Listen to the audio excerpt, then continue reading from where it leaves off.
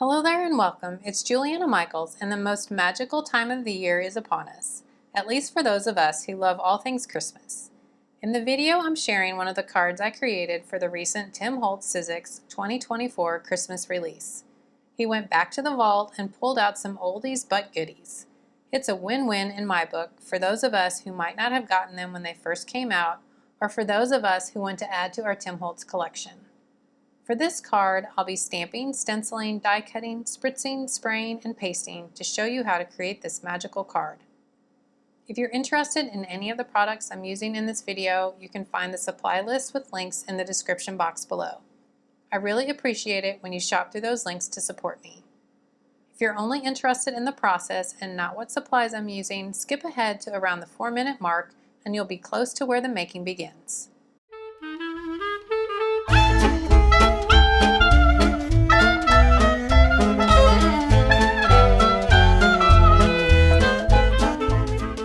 For this card, I'm going to be working with some of the new Tim Holtz Sizzix Christmas Vault release. And the die sets I'm going to be using are the Vault Christmas Magic, Vault Holiday Classic, and Vault Festive Wreath.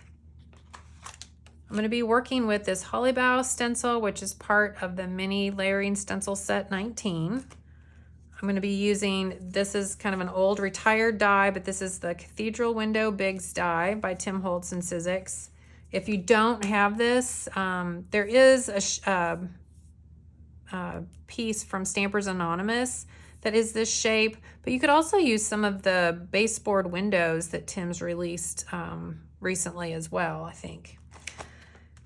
I'm going to be working with the Music and Advert stamp set, particularly this Music Note stamp set, but you could use any kind of stamp for this part as well. And then also, obviously, you could switch out the stencil and the dies.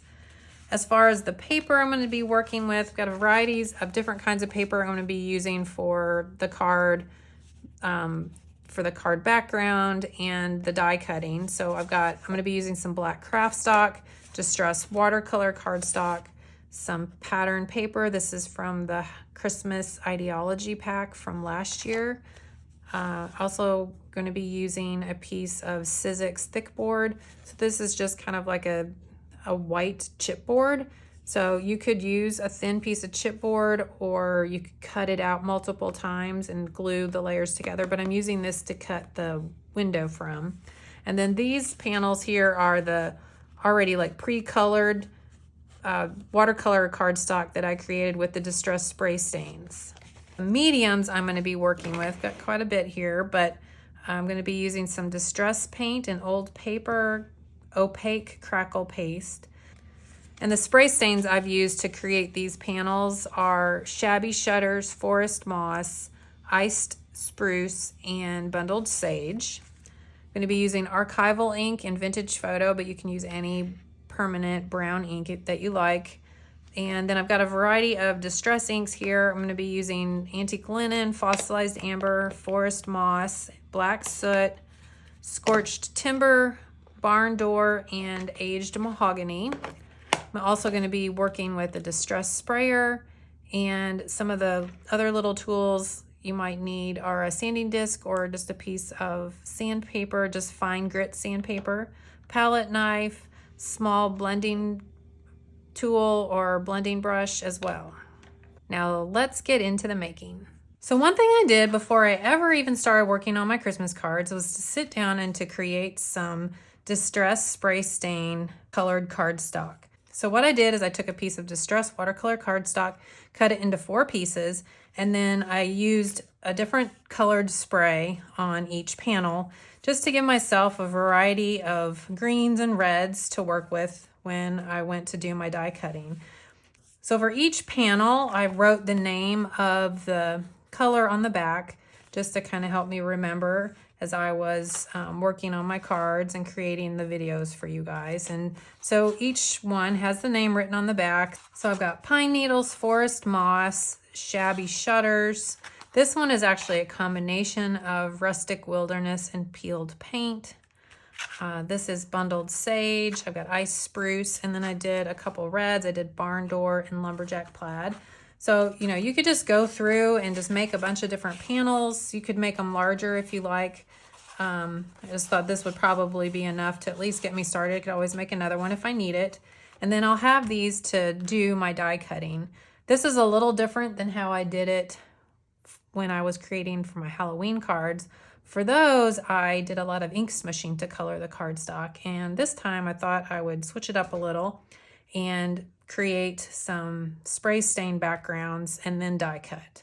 So just another option. If you missed any of those videos, you can kind of go back and check that out in some of them. But yeah, so I thought I would also just show you real quick how to do one.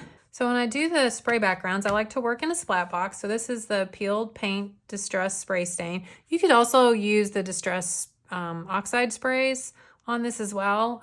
Just, you know, this is just my choice for these. And then you'll need your distress sprayer or some sort of spray bottle and then a heat tool. And I like to just spray kind of back from a little angle and just get a light misting on there.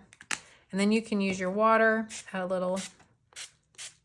And so like however much water you add, that's going to start making that ink move and flow. So more water will create more movement and kind of make this more of a solid color, where if you do how I did there, where you kind of hold it back and go with like a lighter mist of the spray and the water, then you're going to get more of a kind of a speckled effect. So it's really kind of just a personal preference there. Another option, you could also do these panels with the ink smishing technique that I did during my Halloween makes. Although the ink smishing on those, I did like just I did each die cut individually, which is kind of time consuming. But if you're not sure what colors you're going to be using, sometimes that's a nice way to do, because you can just cut everything out of white cardstock and then go back and add the color when you're ready. So as you can see, just kind of a nice speckled effect here. If you want something that's a little more fluid and moving, you know, you can just add some more color and then add more water. And then that'll start kind of blending and moving that ink around and filling in that space. And then, you know, if you kind of get enough water on there and it's getting drippity, you can tilt your paper and make it move around. You can use your finger to kind of dab in a little bit if you need to. And then you can tap off onto the little paper towel there underneath. So, yeah, and then you just dry that, and if you can kind of keep going as you like. The more layers you add on, it's just going to get darker and darker. So yeah, so that's kind of what I did for all the different panels that I created. And then these are just ready to go for all my holiday die cutting. So to get started, I'm going to be working on the background with the music and advert stamp set from Tim Holtz, and I'm going to be using the music notes here. And I've got them onto a stamping block, and I've got my distress watercolor cardstock here cut to size, and I'm going to be using the Vintage Photo Archival ink.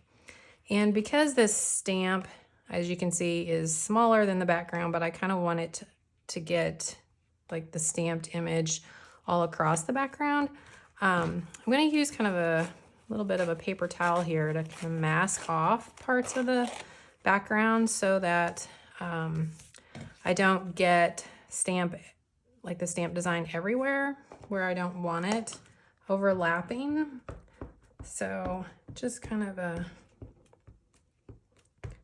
little trick to kind of help create a full background image with a stamp. We're just gonna, so you kind of just want to make sure when you kind of tear the paper towel like a little bit of an angle, and then make sure that the stamp is going to cover the paper, but that the paper towel is covering where you don't want stamp. And I'm just gonna push that down here.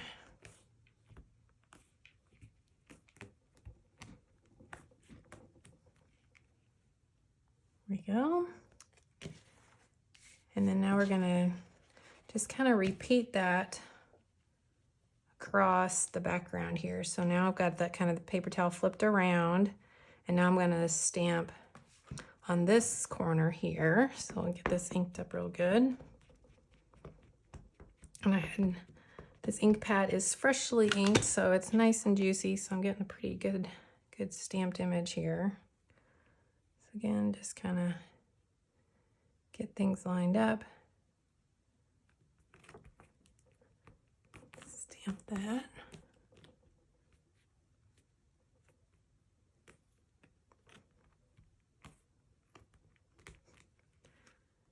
Go.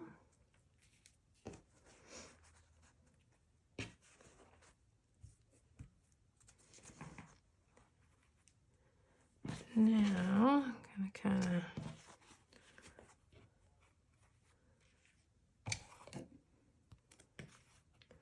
we're gonna get some stamping here in this lower corner.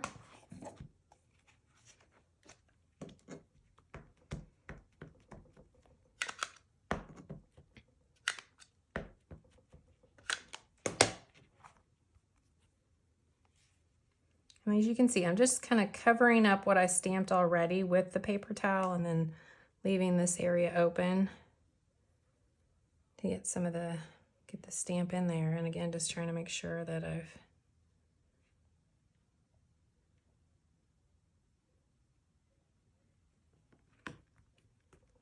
moved a little bit, but that's okay.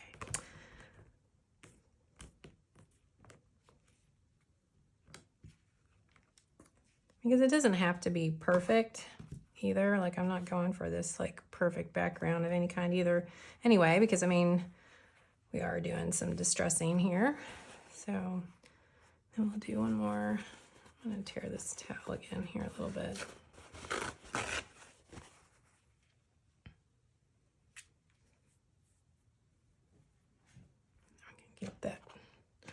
Get that corner. I'm not super worried about this being stamped fully in the middle, because the embellishment that we're going to create for this card is going to cover up anything that will go in the middle. So if things did get a little overlapped there, or there's nothing there, it's not going to really show once we're all finished. So yeah, so there kind of is where we are with that. And obviously, you know, if you had, you know, wanted to try to get more of this stamped image showing here, then, you know, when I masked off this area, I should have probably, I think I probably had it covering up too much, because I think I went this way with it. So, you know, you can just move your mask over and then do the stamping. So anyway, just try it, have fun with it.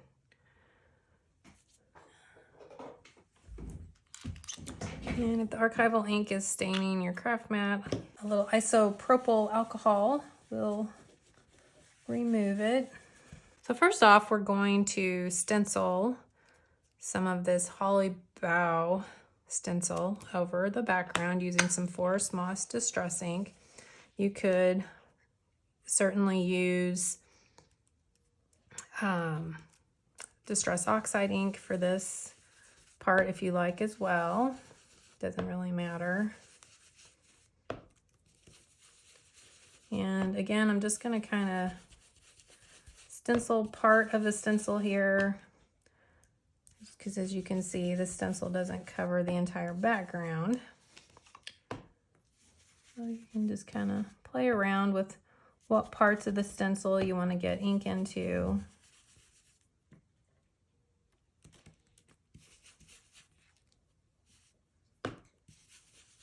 And again, remembering that the center of this is going to get covered, so it doesn't have to be perfect.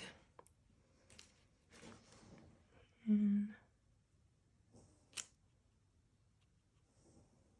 I'm gonna finish up out this little holly leaf section here. So like, also like, you know, if you're not wanting to make sure that you're like only getting certain sections of the stencil and not others, you could also like mask off the stencil a little bit if you like.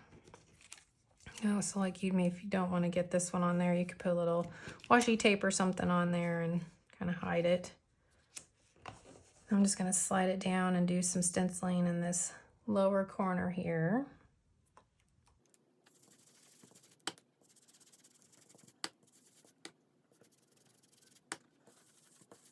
And then I'm just going to continue repeating that kind of across the background here, just filling in this design.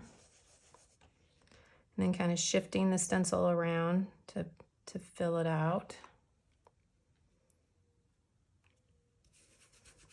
I know a lot of times people are, well, I wish his stencils were bigger, but I like the flexibility it gives you to kind of create your own unique patterns and stuff with them because of how you can move them around and layer them and kind of do your own thing.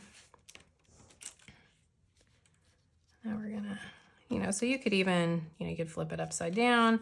If you wanted to reverse things, you could flip it the other way. So lots of options when working with his stencils, I think. Here I think I am going to, let's go a little bit this way here.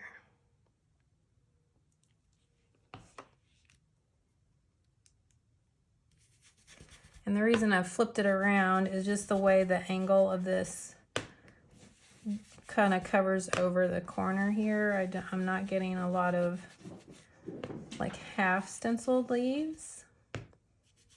I'm getting kind of more of the full design. Just something you can kind of play around with. See, like here, I'm gonna go ahead and finish that out there and get enough ink on there.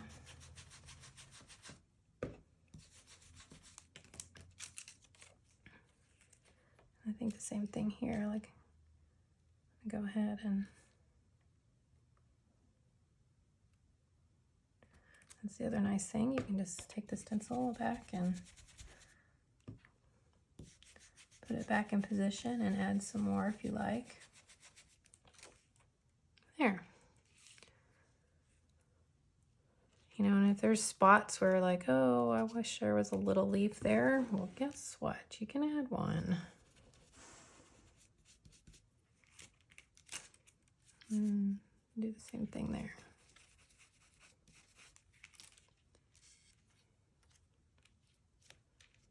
Well, just like I said, a lot of playing around, making it what I want it to be here. Here we go. Okay, so now we've got this down, and now you're gonna be like, what are you doing? We are going to ink blend over this with the Forest Moss Distress ink.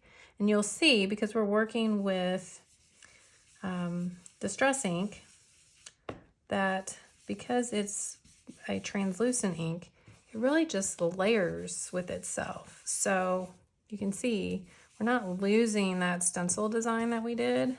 It's still there. So we're just gonna fill all this in. So we're making the whole background, forest moss. And then if you want that darker, just keep going back over it and getting it darker and darker as you like. Which is kind of what I want to go for, is like a really nice moody background here.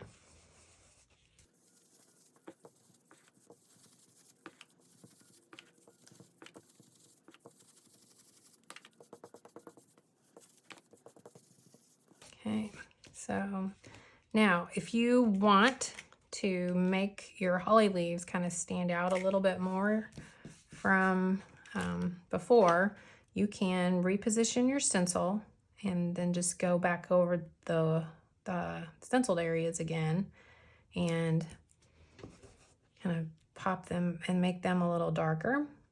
You could also switch, like reverse how we did all this and do, ink the background first and then do the stencil work. I don't know why, but I kind of like doing it in this order. That's just a personal preference, but you could do it either way.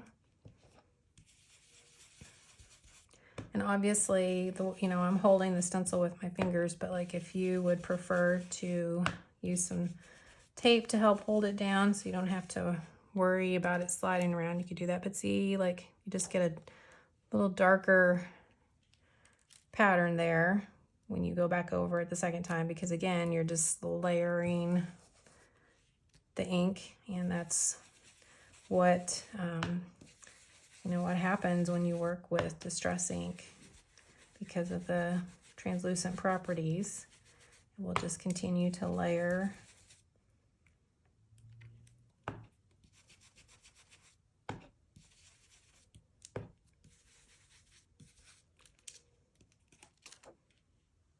There we go. And I'm just going to continue repeating that over the rest of the background here. So there is a look at the background at this stage. And then the next thing I'm going to do is add a little ink blending around the edge here with some black soot distress ink. And you might notice I'm using a slightly different brush. Here I've got one of the foam blending tools, and I just prefer these for inking the edges. And the bristle brush that I used earlier, I prefer those when I'm working with stencils. So it's kind of a personal preference. I could certainly have used the foam blending tool when I was doing the entire background. I just kept using what I had out already. But if you wanted to switch, you could.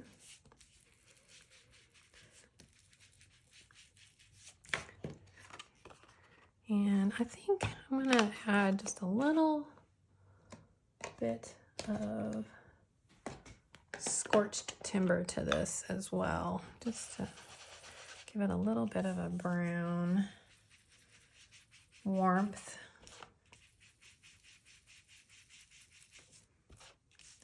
And you could certainly just use one of these or both of them like I am here. It's kind of really up to you. But there we go. Yes. One last step I want to do on the background is I'm going to add some Distress Spritz over the background, just to add a little layer of shimmer and shine to this background. You could certainly skip this part if you like. Before you do the spraying, you just want to make sure you shake it up really well and get all that kind of pigment here in the bottom mixed in. Okay, I think we're getting there. All right.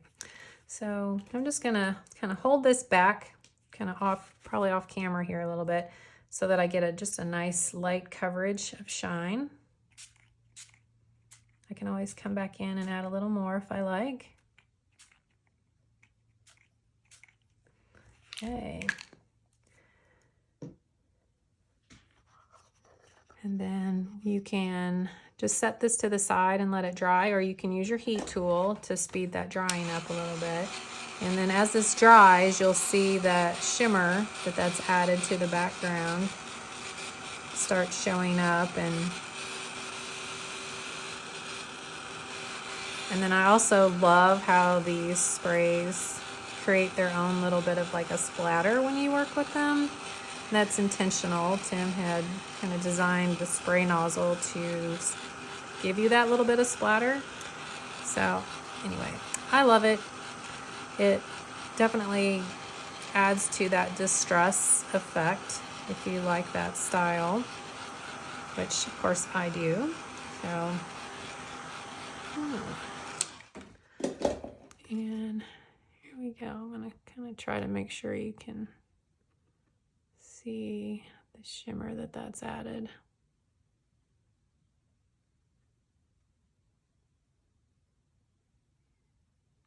And then to finish off the background, I'll just add some machine stitching with some black thread around the outer edge, but you could certainly skip that part if you like.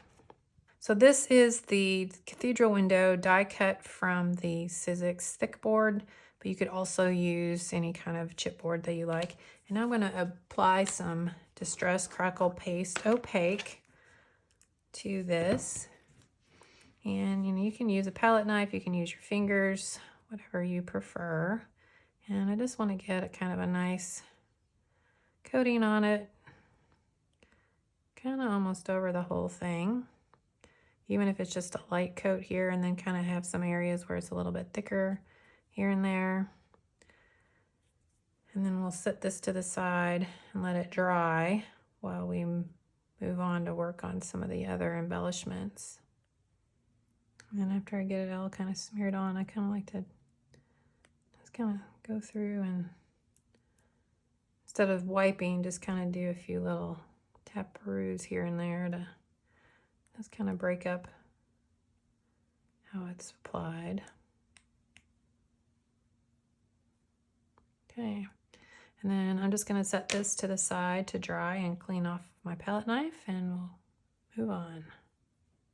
All right, so the crackle paste has had time to dry on the window, and I do want to make sure that you don't try to heat this to speed up the drying process. You really want to make sure you let this completely just air dry on its own. Otherwise, it doesn't tend to want to crack. And yeah, and that's the whole point, is to get the cool, crackly, grungy effect. So the next step we're going to do with this is add some old paper distress paint to it. And that's just to kind of add a little grunge and color to it, so it's not quite so stark white. And then I'm just going to kind of pounce this color paint over the surface here. Again, I'm not looking for like perfect coverage. I just want to add to that distressed effect. And if some of your, some of that crackle paste, like the bigger spots of it fall off there, that's no problem. Don't worry about that.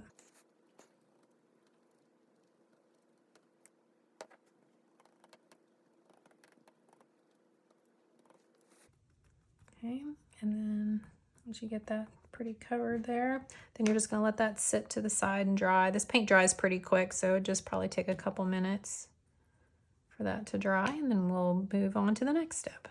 So the next step now, we're going to help those cracks kind of show up a little bit more. So we're going to take an ink blending tool and some Scorched Timber Distress ink, and you're just going to kind of pounce over those areas. And then you're going to take a damp paper towel and tap off some of that. So it's kind of a process of getting this in there and then tapping that off. Now, if your ink pad's super juicy, you could always tap a little excess off into your craft mat, but if you dab into this right, like pretty much immediately before it dries, you can take off as much as you can kind of take off quite a bit of it if you want, or leave as much as you like. And that just kind of helps the textures show a little bit more.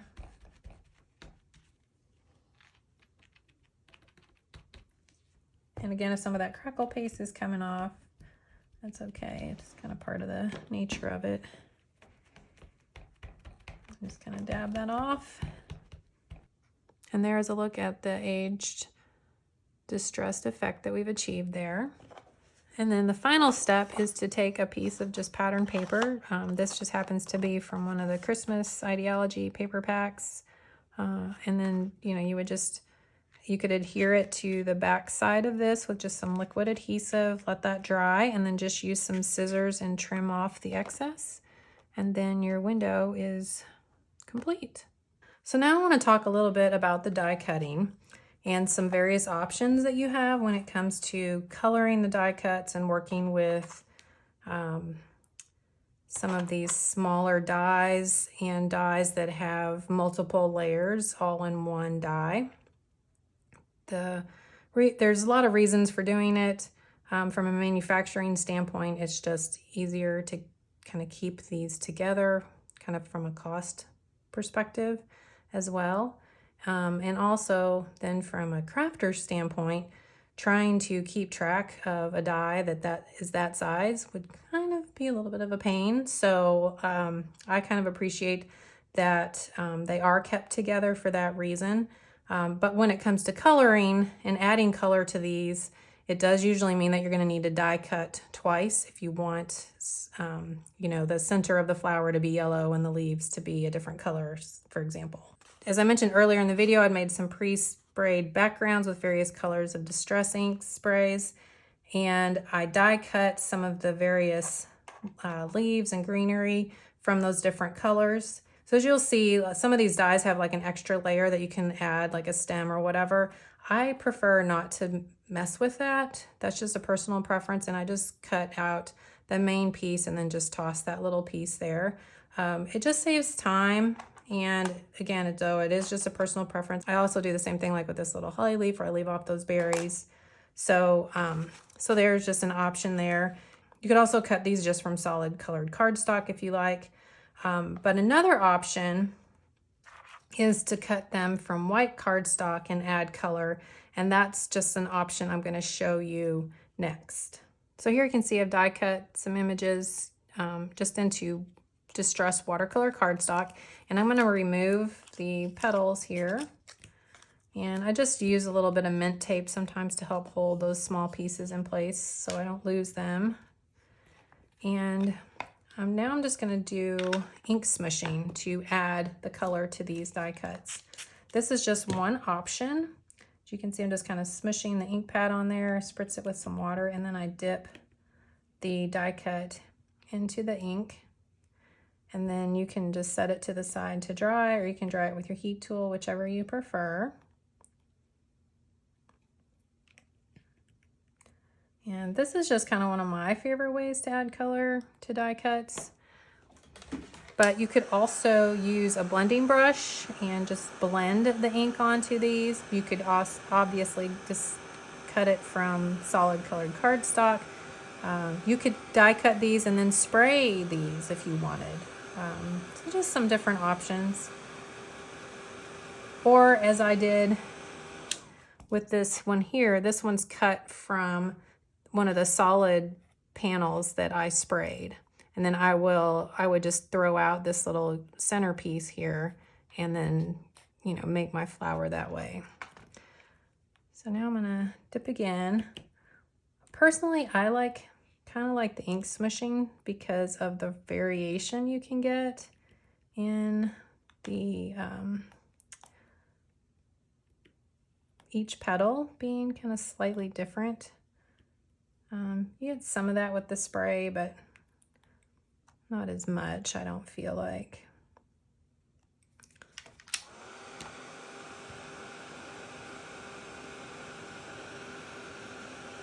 I'm just gonna dry these.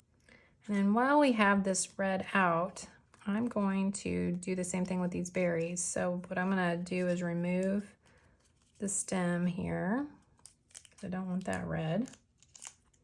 And we can put that to the side here. And then you can ink smush this into the paper there. Get the, and if you're not getting color where you want it, you can also always use your fingy to put the color on.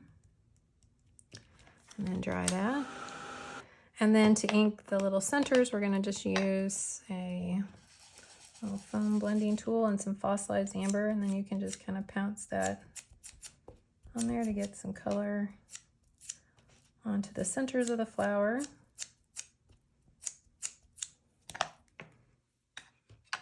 And I'll do the same thing here with this berry stem.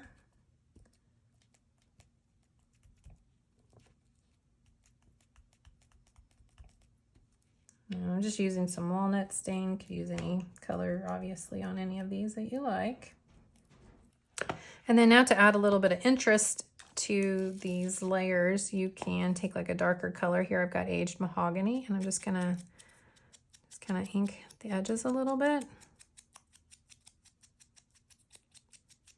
And it just adds a little dimension, depth, and interest to the layers. And I'm not going to do the center one. And that's the flower that we ink smushed, and then this is the one that was cut from the solid red sprayed background. And so you could do that same thing. Just kind of ink those edges a little bit.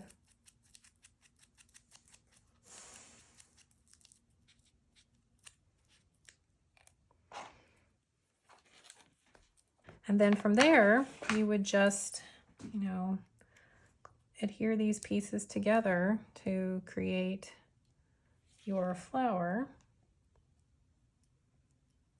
And then, you know, adhere your little centers. So there you go. And then for the berries, you would just do the same thing. You just take these berries that we ink smushed and adhere them to the stem there. And there you go, just some options on how to create and assemble these layered die cuts. And then another way to add a little more interest to the flowers is to add a little bit of distressed spritz. This will just give them a little shimmer and shine. To do that, then you can just, you know, make sure you shake it up real well, get all the pigment mixed in. And speaking from experience, make sure you get all that mixed in really well before you start spraying so that you don't get your nozzle clogged. But if you do get it clogged, take it all apart and clean it out really well in some warm water, and it should clear out the clog pretty easily. And then you can just, you know, kind of put these together. You could put this in your splat box if you like, or you could just work on your craft mat and just give it a little spritz. And then let that dry, and then assemble your flowers, and you're ready to go. So with the Santa and his sleigh, I've cut it twice, once from some black craft stock, which is just the craft paper with the black printed on one side, and then some of the Distress Craft heavy stock. And I'm going to glue those together just to make this a little more sturdy. But before we do that, I want to add a little bit of distress to this Santa and his sleigh reindeer. And so I'm going to put that image back into the paper that I cut it from. And here I've got a Ranger sanding disc, which is just a real fine grit sandpaper. And I'm going to rub over this image. And what that does is removes just a little bit of that black and reveals the craft core of this paper. And obviously you could skip this step. I love this paper, and I love this technique when working with it. I just love the look it provides. And by placing that die cut back into the paper you cut it from, you reduce the risk of tearing it, because if you were to try to hold this and rub this over, you're very likely to tear the paper. So I recommend, especially with these really delicate detailed dies, to put it back into the negative of the paper you cut it from and do it over that as well. And then just be careful when you're working on any of your craft surfaces with the sandpaper. So, you know, if you don't have a surface, you don't want to do it right over this, because you would ruin your mat with the sandpaper. So just either put something underneath it or do it over the paper that you cut it from to protect your surface. And then you can just wipe off that dust with a little paper towel. And then use some liquid adhesive to adhere those layers together. So now for the moon die cut, we're going to ink this up with some fossilized amber on this top layer. So I want that to just be a little bit darker.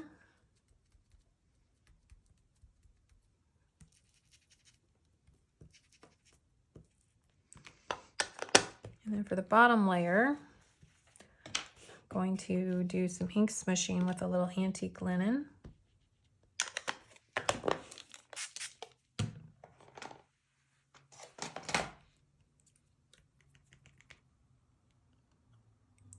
Oop. And when you use your tweezer to do that, make sure you clean it off in between. All right, there we go. And then we'll dry this.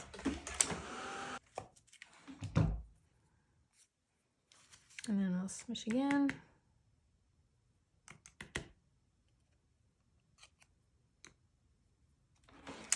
And then dry again. And then just add a little interest to this top layer. I'm going to give it a little spritz of water. Wipe off my tweezers. And then dry this. And from there, we'll just adhere those layers together with a little liquid adhesive. And there is the moon.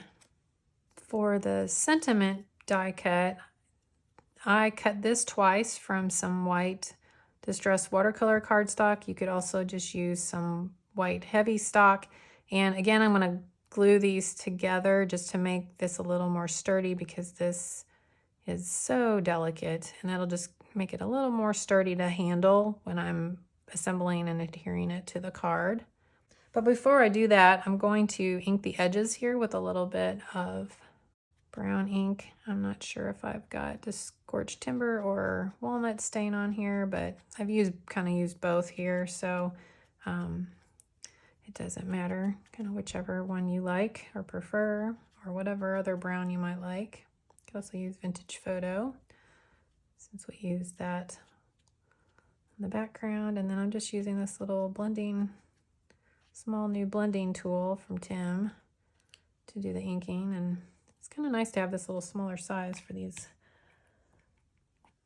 this sort of a ink application. So there we go. Here's a look at the completed card and all the details created with the variety of techniques and products I used. It truly turned out quite magical in my book. I can't wait to see what you are inspired to create using these new dies from Tim Holtz and Sizzix. And if I inspire you, I'd love for you to tag me on social media so I don't miss it. Thanks so much for watching. Don't forget to hit the subscribe button so you can join me on a more regular basis. Hit the like if you enjoyed this video, and if you want to join me on my other social media platforms, you can find the links to those in the description box below. Also, feel free to leave me a comment if you have any questions or if there's something you'd love to share with me and our community. I'll see you in the comments below and in the next video. Until next time, stay crafty, my friend.